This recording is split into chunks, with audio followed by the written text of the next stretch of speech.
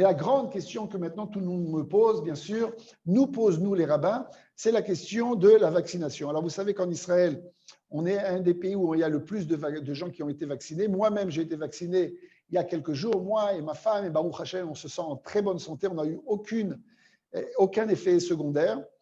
Et les gens nous posent ces questions. Est-ce qu'il faut se faire vacciner, oui ou non, vu tout ce qu'on entend? Alors, la réponse, elle est d'abord, j'aimerais définir une chose très simple. En tant que rabbin, ma réponse doit être une réponse rabbinique. Ce n'est pas une réponse qui doit être faite selon des oui-dire sur des posts sur Internet, sur Facebook ou sur mon WhatsApp. Ce n'est pas non plus des interviews de personnes à droite et à gauche. D'abord, le rabbin doit poser une question, quand il doit répondre à une question, il doit d'abord ouvrir les livres de halakha. Ça, c'est la première chose. Deuxième chose, bien sûr qu'on doit être à l'écoute des médecins, mais la base du judaïsme est qu'on fait confiance aux médecins. Et ça, c'est quelque chose qui est très important. Énormément de questions dans la halakha sont en rapport avec la médecine. Ce soit des questions de pikuach nefesh, de personnes qui sont en danger de mort. Alors, on demande la question, on pose la question à des médecins et on doit leur faire confiance parce que les médecins, ce ne sont pas des gens qui sont méchants, ce sont des gens qui sont à la base des gens bons, qui veulent faire du bien à l'humanité et qui veulent faire du bien à leurs patients, etc.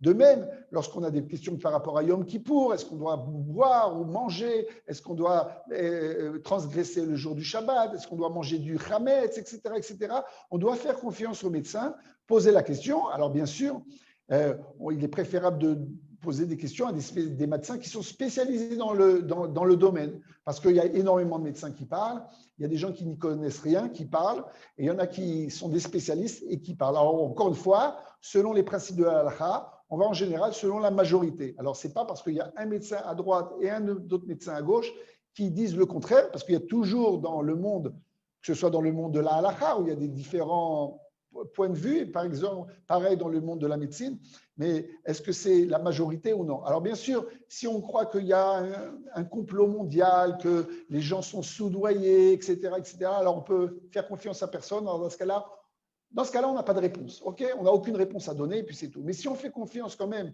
à des milliers et des milliers de médecins, de chercheurs, d'infirmières, de ministres de la Santé dans le monde, etc., et on pense qu'ils veulent faire du bien à leur population quand même, alors dans ce cas-là, on doit avoir confiance en eux. Ça ne veut pas dire qu'on n'a pas le droit d'être critique. On a le droit d'être critique, on a le droit de poser des questions, mais à la base, à la fin, on doit leur faire confiance. Et donc, c'est d'abord le premier point qu'il faut dire. Le deuxième chose, c'est que lorsqu'on a une question de halakha, on ne va pas inventer les choses de nouveau, on va vérifier ce qui a été déjà dit dans la halakha, dans les temps anciens. Ce n'est pas la première fois que le peuple juif est confronté à une crise sanitaire, ce n'est pas la première fois qu'il y a des épidémies et ce n'est pas la première fois qu'on est confronté à une nouvelle technologie, un nouveau vaccin ou un nouveau médicament. Et donc, regardons ce qu'ont dit les rabbins par rapport à ce genre de type de situation. Alors, le premier vaccin qui a été créé dans le monde, il a été créé par un Anglais, par Edward Jenner en 1796. Et déjà à l'époque, il y avait des controverses sur ce vaccin. Comme vous voyez sur cette image que je vous ai mis là, on voit une caricature. On voit Jenner qui est en train de vacciner une femme et puis on voit plein de personnes autour qu'il a déjà vacciné. Et Jenner, il avait utilisé du pus qui sortait de certains furoncles d'animaux comme des vaches et des taureaux qui étaient eux-mêmes atteints de la variole, mais la variole d'un autre type, la variole des bovaux. Et il avait utilisé cela pour vacciner les gens. Il avait commencé par un enfant de 8 ans, qui a été vacciné. Après, il avait exposé cet enfant à la variole et cet enfant n'avait pas été malade, il n'est pas mort, alors qu'à l'époque, il y avait énormément de gens qui mouraient sans arrêt, des centaines et des milliers par jour qui mouraient en Europe. On dit qu'il y a un tiers de l'Europe qui a été disséminé par cette maladie. Et puis après, ça a été fait sur une population un peu plus grande, sur des détenus. Alors encore une fois, tout ça, c'est du passé. Ce n'est pas vraiment éthique de nos jours de faire ce genre de choses. Mais à la fin, ils sont arrivés à la conclusion que le vaccin était fiable. Et donc, ils ont décidé de vacciner toute la population en Angleterre et puis après dans les autres pays. Et bien sûr, à l'époque, il y a certaines personnes qui étaient contre. Et vous voyez, comme je vous ai montré cette caricature, des gens qui disaient, si vous vous faites vacciner, vous aurez des cornes, vous aurez des queues, vous deviendrez comme des vaches, etc., etc. Et vous voyez, au-dessus de toute cette population, on voit un tableau avec le veau d'or. Donc, pour Jenner, c'est la vache, le pus des animaux, c'est comme un veau d'or, c'est comme une idolâtrie, et les gens étaient bien sûr contre. On sait aujourd'hui que grâce à ce vaccin, la variole a totalement disparu du monde, il n'y a plus de personnes qui meurent de nos jours de ce type de médicaments, de ce type de maladie. À l'époque aussi, chez les hommes de religion, il y avait une grande discussion. Est-ce qu'il est acceptable d'utiliser ce type de traitement? Est-ce que ce n'est pas un pacte avec Satan contre le courroux divin? Certains hommes de religion chrétiens étaient sortis contre ce type de traitement en disant que c'était un pacte avec Satan, puisque la seule personne qui peut décider si une personne va mourir ou va vivre, c'est Dieu, c'est l'Éternel. Et si on s'ingère dans les problèmes médicaux, d'une certaine manière, on va à l'encontre des désirs du divin. OK? Et seuls, bien sûr, les gens qui feront tchouva, les gens qui se feront repentir et qui accepteront leurs fautes, etc., et eux pourront vivre. Et d'une certaine manière, donc le vaccin, c'est quelque chose de négatif. Et les rabbins de l'époque n'allaient pas selon cette manière de voir les choses. Au contraire, ils étaient tout à fait d'accord et favorable par rapport au vaccin. D'abord parce que la médecine, ce n'est pas quelque chose qui est considéré d'après notre tradition juive, quelque chose qui va contre Dieu. Puisque déjà, le Talmud nous dit que, on apprend d'un verset qui nous dit dans la Torah que Verapo Yirapé, Nikan Shinitan Rishut Larofé Lerapot. On apprend d'un verset dans Parashat Mishpatim, lorsqu'un homme frappe un autre et qu'il lui fait un dommage, alors il doit lui payer des traitements. Mais dans le verset de la Torah, il est écrit Verapo Yirapé, 2 fois le mot tu le guériras, d'une certaine manière. Alors, bien sûr, le Talmud nous pose la question pourquoi il est écrit 2 fois ce mot tu devras le guérir.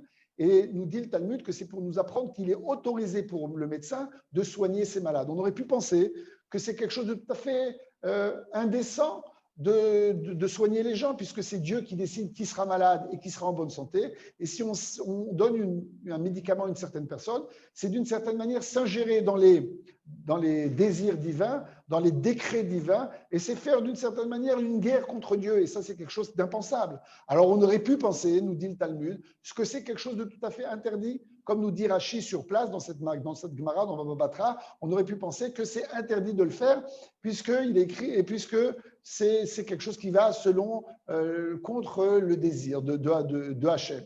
Et nous dit donc la Gemara, on a le droit de le faire. Bien sûr, on doit prier Dieu, on doit prier à Kadosh Baruch Hu en disant donne-nous la chokhma, donne-nous l'intelligence de trouver quelle est la maladie, de trouver le vaccin, de donner les bonnes doses, qu'il n'y ait pas d'effets secondaires, etc. Parce qu'à la fin, on est tous des envoyés d'Akadosh Baruch Hu, on est tous des envoyés d'Hachem, mais on a l'autorisation de soigner les malades et aussi on a l'autorisation pour les malades de se faire soigner par des médecins. Alors, c'est ce qui est repris dans la plupart des livres de Halakha quand on parle de médicaments et de traitements médicaux. Alors, quand on a parlé du vaccin, un des grands rabbins de l'époque de Jenner était le Rav Israël Lifshitz, qui a écrit un livre, un commentaire sur la Mishnah, et à 2 endroits, il rappelle cette vaccination. Le premier endroit où il rappelle la vaccination, c'est dans le traité de Havot, où il est écrit « Chaviv Adam Shenivra Betselem ».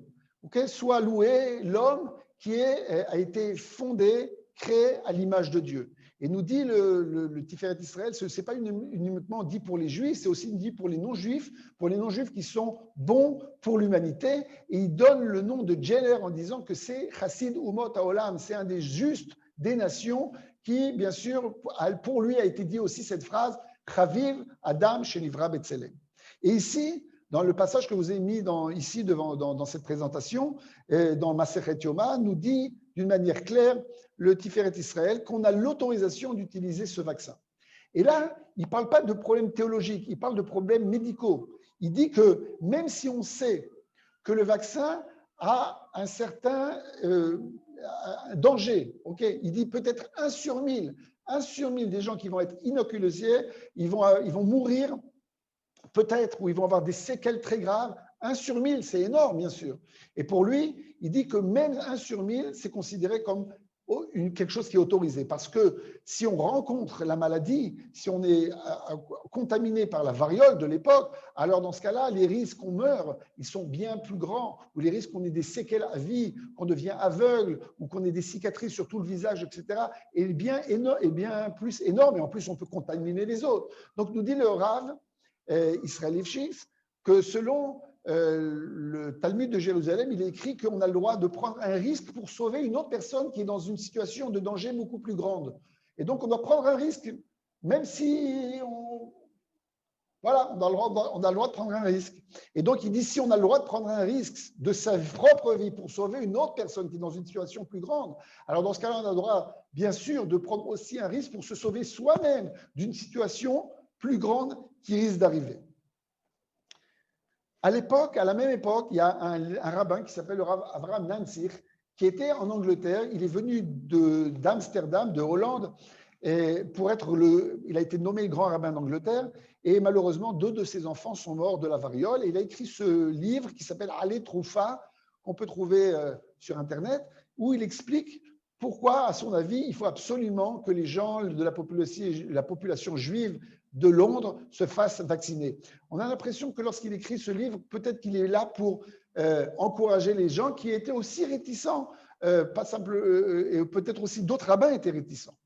Et nous dit que, encore une fois, on a l'autorisation d'utiliser ce vaccin. Et il nous apporte un principe dans la halakha qui nous dit « Achole lefanenu ».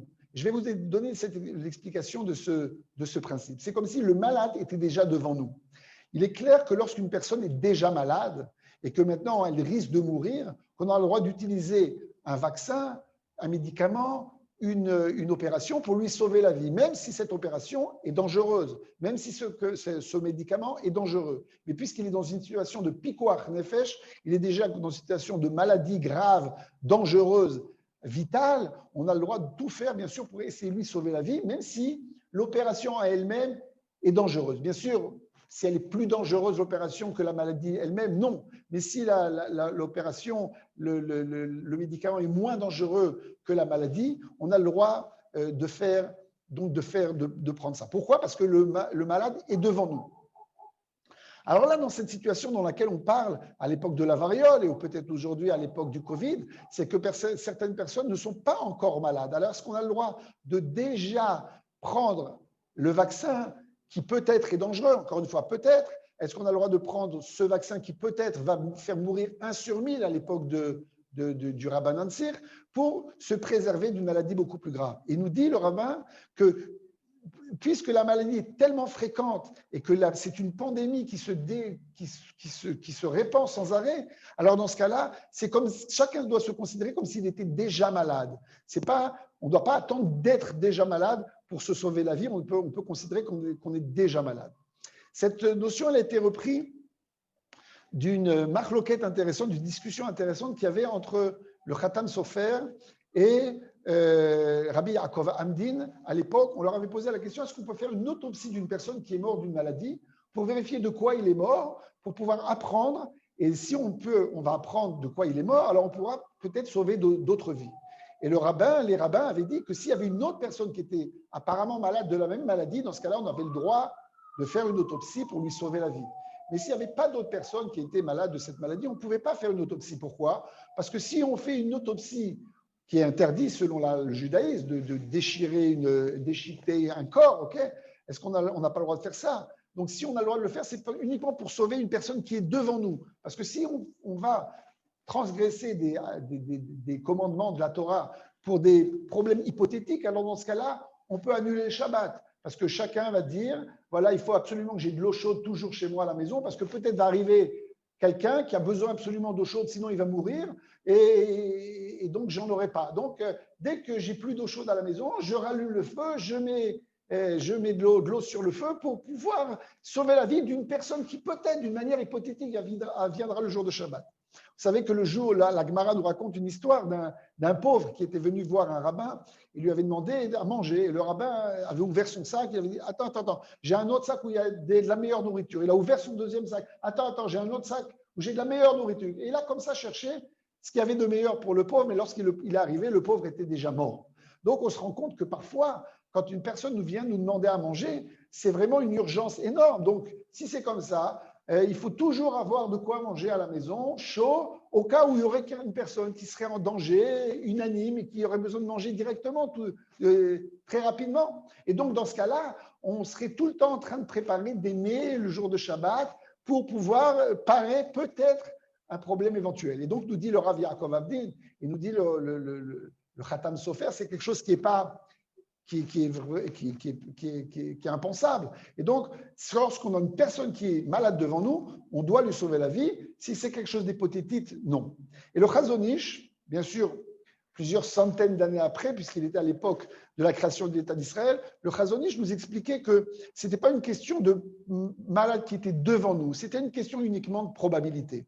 Même si là, le malade n'est pas devant nous, mais qu'on a une probabilité énorme qu'on va rencontrer un malade dans les heures à venir, dans les jours à venir, et que si on a besoin de faire une autopsie, on pourra leur sauver la vie, dans ce cas-là, c'est comme si c'était considéré que le malade est déjà devant nous. Mais si c'est quelque chose d'hypothétique, peut-être 1 sur 1 milliard, peut-être qu'on ne va jamais rencontrer ce genre de personne, alors dans ce cas-là, on n'a pas le droit d'enfreindre donc un commandement de la Torah. Et donc, on voit qu'il y a une notion de statistique qui est là. Quelle est la probabilité? Il nous dit le Rav Nansir que la probabilité qu'une personne soit contaminée est énorme puisqu'il y a une pandémie qui se répand ici dans toute l'Europe. Et donc, on a le droit de prendre un médicament qui est dangereux pour pouvoir se sauver la vie. OK. Après, le Rav Nansir nous apporte une deuxième preuve qui est intéressante. Vous savez que dans le traité de Berachot, il est dit qu'il y a 4 personnes qui doivent remercier Dieu parce que Dieu leur a sauvé la vie. Quelles sont les personnes? Des gens qui étaient malades, des gens qui étaient en prison. En prison, à l'époque, c'était dangereux, ou par des brigands enfermés et enlevés, ou bien des gens qui ont été sur des bateaux, ou qui ont traversé les océans, ou des gens qui ont traversé le désert. Alors, ces gens doivent remercier Dieu et dire ce qu'on appelle Birkat HaGomel. Et nous pose la question, le Rav Nansir, c'est quand même bizarre d'avoir mis tous ces gens dans la même catégorie. Parce qu'une personne qui était malade ou une personne qui était en prison, ce n'est pas de sa faute. Il a été pris de force ou il a été tombé malade de force. Il était donc dans une situation dangereuse. Mais une personne qui a été pour faire du business, qui est montée sur un bateau pour aller chercher des épices au fond de l'Orient, ou quelqu'un qui est parti prendre avec un chameau, avec tout un groupe de chameaux, une caravane, traverser le désert pour aller chercher du pétrole au Koweït ou en ce moment à Dubaï, il a été chercher faire du business à Dubaï. Cette personne, elle a été de son plein gré. Il s'est mis dans un danger. Il n'avait pas le droit de se mettre dans cette situation de danger. Pourquoi il a fait? Et s'il a fait, pourquoi il doit maintenant remercier Dieu? Il doit surtout demander pardon. Et la Gemara nous dit qu'il ne doit pas demander pardon. Il doit simplement remercier Dieu de lui avoir sauvé la vie. Et nous dit donc le Rav Nansir, on apprend de là qu'une personne a tout à fait le droit de prendre un danger pour pouvoir subvenir à ses besoins, pour pouvoir nourrir sa famille. Et si pour ça, il doit prendre un bateau, il doit monter sur un toit, il doit aller traverser le désert, c'est tout à fait faisable et plausible et tout à fait convenable selon la halakha. Bien sûr, selon quand on prend toutes les précautions possibles. Mais si on a pris toutes les précautions possibles, c'est tout à fait possible. Et donc, nous dit le Rav Nansir, on voit de là qu'on a le droit de se mettre en danger d'une certaine manière pour éviter un danger plus grand. On a le droit de prendre un bateau, on a le droit de traverser le désert pour pouvoir subvenir à ses besoins, apporter à manger à ses enfants. C'est quelque chose de, bien sûr, qui est vital. Et donc, il arrive à la conclusion que c'est quelque chose de tout à fait possible et donc de prendre ce vaccin. Il apporte encore d'autres idées, mais je vais passer déjà à la suite de notre discussion. Alors, on aurait pu penser que si une personne a le droit de prendre donc ce vaccin pour éviter une contamination, Est-ce qu'il a là l'obligation ou est-ce qu'il peut faire ce qu'il veut, oui, décider oui ou non? Et là, on rentre dans une autre considération qui est une considération, je dirais, plus moderne que les rabbins de l'époque n'avaient pas encore envisagée, qui est ce qu'on appelle l'immunité collective. Vous savez que c'est une notion qu'on entend beaucoup ces derniers temps et qui existe bien sûr depuis des années. On parle que lorsqu'une grande partie de la population a été vaccinée ou a été déjà contaminée, alors il y a ce qu'on appelle une immunité collective. Alors je vais expliquer, vous savez certainement de quoi on parle, et pour que tout le monde on parle de la même chose, donc je vais expliquer. Lorsque vous savez que le Covid-19, par exemple, on ne l'attrape pas dans l'air, on l'attrape uniquement par des postillons, par le fait qu'on a touché des endroits où il y avait le Covid qui était présent. Et donc, si une grande partie des gens qui m'entourent, que je rencontre tous les jours, ont déjà été malades du Covid ou ont été vaccinés par le Covid, il est pratiquement, selon, encore une fois, l'entendement, impossible pratiquement que je me fasse moi-même contaminer. Parce que ces personnes-là ne sont pas contaminées, ne sont pas malades. Pourquoi? Parce que leur immunité personnelle est déjà en place. Et lorsque ils vont rencontrer un virus du Covid, leur système de défense immunitaire va détruire donc ce virus. Et le fait que moi, maintenant, je parle à cette personne, il n'y a pratiquement aucun risque qu'elle me contamine lui-même. Je dis bien sûr, c'est quelque chose qu'il va falloir vérifier, mais c'est pratiquement ce qui se passe avec toutes les maladies qui sont des maladies virales. Et donc, lorsque on a vacciné une grande partie de la population, alors le risque que je rencontre une personne qui puisse me contaminer est bien beaucoup plus faible. Et c'est ça ce qu'on appelle l'immunité collective. Et ça veut dire que lorsque je me vaccine moi-même, je ne me vaccine pas simplement moi pour me sauver la vie à moi-même, je sauve d'une certaine manière la vie de tous les gens à qui je rencontre. Et si j'ai des parents qui sont très âgés et que je vais les rencontrer et que leur système immunitaire est très très faible et que peut-être que le vaccin n'a pas marché pour eux ou peut-être qu'ils n'ont pas le droit de se faire vacciner, alors dans ce cas-là, je ne vais pas les contaminer. De même, je ne vais pas contaminer tous les gens qui ont un cancer et qui prennent de la chimiothérapie et de la radiothérapie qui n'ont pas le droit de se faire vacciner. Et de la même manière, je préserve tous les gens qui ont eu des transplantations de reins ou de cœur ou de foie ou d'autres organes et qui n'ont pas le droit aussi de se faire vacciner. Toutes ces personnes-là qui sont dans une certaine manière dans une faiblesse immunitaire, par le fait que je me vaccine moi-même, je les préserve de la maladie. Et donc, là, on rentre dans une autre constellation. C'est déjà plus une question personnelle, c'est une question de responsabilité collective. Alors, j'aimerais vous apporter les paroles qui ont été apportées par le Rav Asher Weiss. Le Rav Asher Weiss est un grand rabbin, décisionnaire rabbinique ici à Jérusalem, et il a écrit, je vous rapporte des paroles qu'il a écrites il y a déjà plusieurs années, donc rien à voir avec le Covid-19, où il a parlé de vaccination d'enfants, où des personnes sont venues donc lui poser la question, est-ce qu'ils sont obligés de vacciner leurs enfants? Et il a dit d'une manière claire pour lui que c'était une obligation, parce qu'on a une obligation, nous, en tant que parents, de sauver la vie de nos enfants, et on a aussi une obligation, au point de vue de responsabilité collective, d'éviter qu'une épidémie se répande dans les écoles, après dans les villes, etc., etc. Et pour lui, c'est quelque chose de clair qu'on a l'obligation de vacciner ses enfants, puisque le risque de la vaccination des enfants est faible et minime, bien qu'on en peut entendre des cas à droite et à gauche, mais ça reste des cas très sporadiques qui sont encore approuvés que c'est dû à la vaccination, mais disons que c'est vraiment dû à la vaccination, ça reste des cas qui sont sporadiques. Alors que si on a une épidémie, il y a des gens qui ont été, vous savez très bien, touchés par la polio, qui se sont trouvés handicapés, périplégiques dans les années 50. Il y a des gens qui sont morts de certaines maladies, il y a des gens qui sont devenus sourds, qui sont devenus énormément de maladies.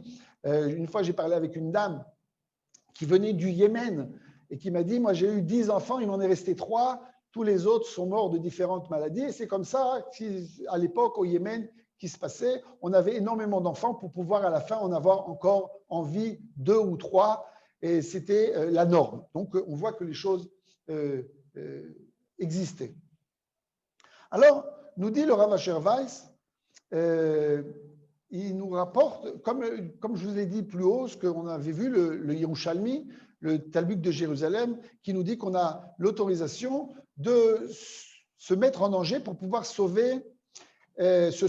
sauver d'un danger imminent et beaucoup plus grave qui puisse arriver. Il dit de la même manière, on a l'autorisation de mettre en danger d'une certaine manière ses enfants pour pouvoir les sauver d'une maladie qui est beaucoup plus grave. Et il rapporte les paroles du Shla à Kadosh qui nous dit qu'à une époque, le Shla nous raconte qu'il y avait une épidémie dans sa région. Il ne comprend pas comment il y a des parents qui ne sauvent pas leurs enfants, qui ne sortent pas les enfants de la ville alors que la maladie se répand et que si ces enfants allaient à mourir, ce sera aux parents d'en tenir des comptes devant l'Éternel, comment ils n'ont pas eux-mêmes sauvé leurs enfants alors qu'ils avaient la possibilité.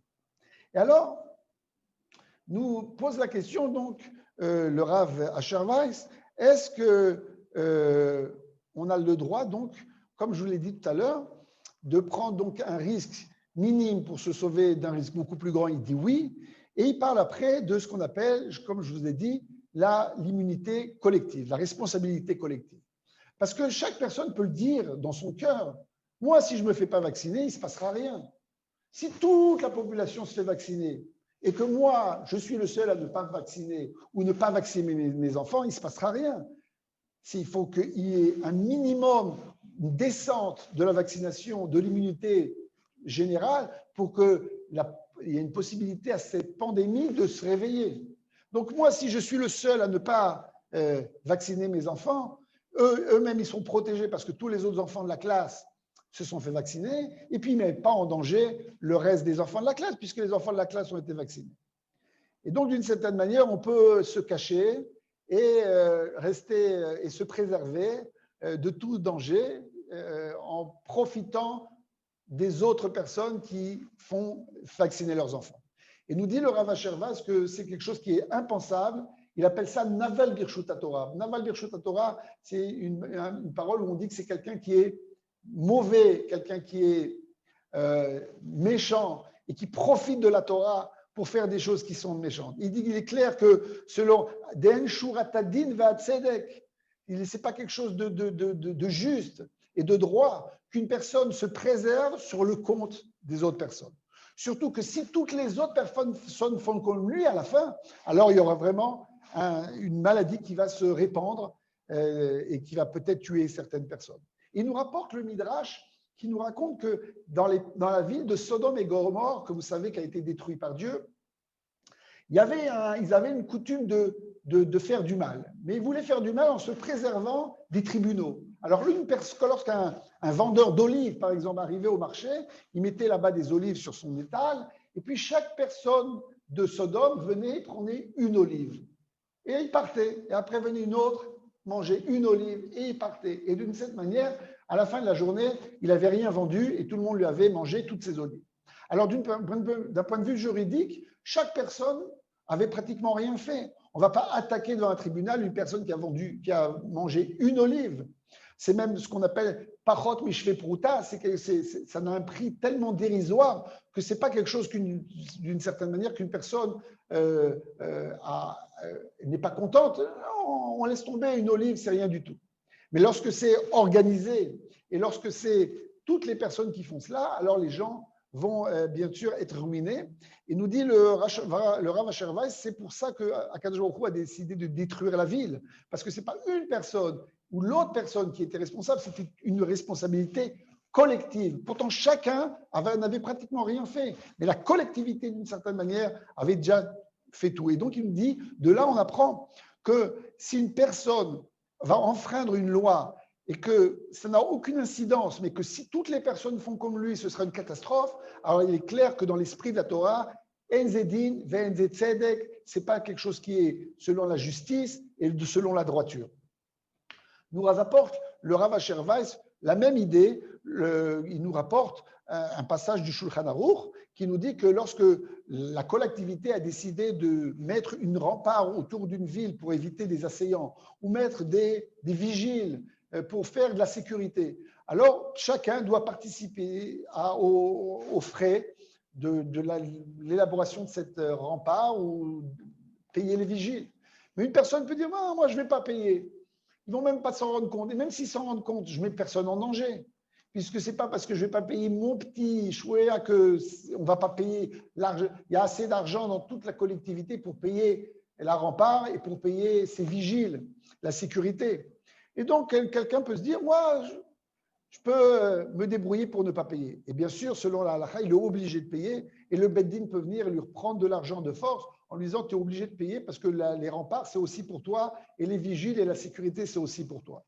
Alors, encore une fois, la personne, elle peut dire, mais moi, je n'ai rien fait. Je n'ai pas mis en danger la ville. Non, tu as mis en danger la ville. Le fait que toi, tout seul, tu as décidé, si toutes les autres personnes de la ville faisaient la même chose, toute la ville serait en danger. Et donc, nous dit le Rav Asher Weiss, il ne voit pas de différence dans le fait de payer cet impôt pour pouvoir payer la surveillance et la sécurité de la même manière que la vaccination. Et donc, il arrive à la conclusion, selon lui, qu'on est obligé de soigner ses enfants, on est obligé de vacciner ses enfants, et ça, pas uniquement pour leur sauver la vie à eux-mêmes, mais pour éviter une épidémie qui va se répandre et peut-être faire des morts, même à des endroits où on ne le sait pas, mais l'épidémie s'est répandue.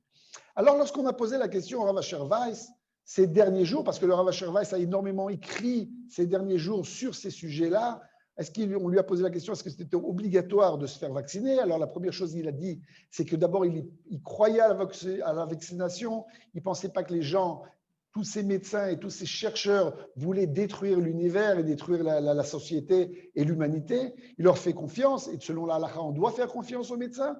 Et il a dit que bien sûr, il sera le premier à aller se faire vacciner lorsqu'il recevra une invitation pour se faire vacciner. Il ira sans aucun problème en remerciant Akadosh Baruch Hu de nous avoir apporté ce vaccin pour éviter encore des morts dans notre communauté et dans le monde entier. Et puis, il a dit quand même que s'il y a certaines personnes qui sont vraiment avec une stupeur, une frayeur, ils ont très peur, dans ce cas-là, qu'ils ne se fassent pas vacciner les premiers, parce qu'il y a quand même une différence entre le fait de vacciner ses enfants et de se faire vacciner soi-même. Le faire vacciner soi-même, d'une certaine manière, lorsqu'on a très peur, peut-être que cette peur peut elle-même créer peut-être des effets secondaires, etc., etc. Alors, dans ce cas-là, il a dit, dire que c'est une obligation, je ne veux pas dire que c'est une obligation, mais bien sûr, il le pense au fond lui-même que ça devrait être une obligation. Chacun devrait ressentir que c'est une responsabilité collective et qu'il devrait le faire. Mais s'il y a vraiment des gens qui ont très peur, alors qu'ils attendent et on verra comment les choses vont donc se dérouler à la suite des événements. Et donc, je vous ai apporté, encore une fois, quelques éléments sur cette histoire de vaccination. Comme je vous ai dit, les grands rabbins d'Israël ont proposé à la population et encouragé la population à se faire vacciner. Encore une fois, d'autres grands décisionnaires rabbiniques ont dit la même chose à leur population. Et donc, je crois que c'est la réponse que nous devons avoir. Et c'est pour ça que moi-même, personnellement, et le directeur de l'Institut Poua, le Rav Menachem Burstein, et encore d'autres rabbins de l'Institut Poua, se sont fait vacciner dès qu'on a pu le faire. Et je souhaite donc à tous et à toutes qui nous écoutent, d'abord une bonne santé à tous et Imir Tzachem, que Akadosh Baruch Hu nous enlève cette pandémie et qu'on puisse retrouver ensemble très prochainement pour un prochain congrès. Shalom, shalom.